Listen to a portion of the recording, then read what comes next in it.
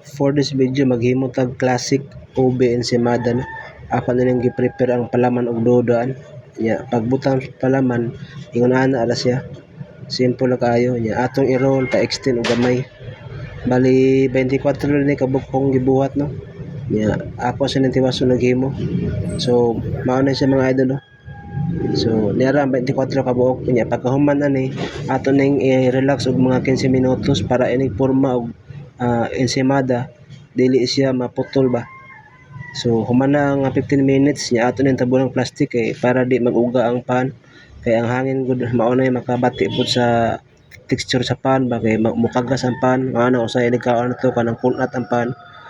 So pagporma niya yun ani ra no ato lang i-roll ba pa-extend mao na siya maputol kay naka-relax naman na siya ganiya ato maning gi-relax og 15 minutos kay ini magbutag palaman niya atong iporma day ensaymada maputol na siya.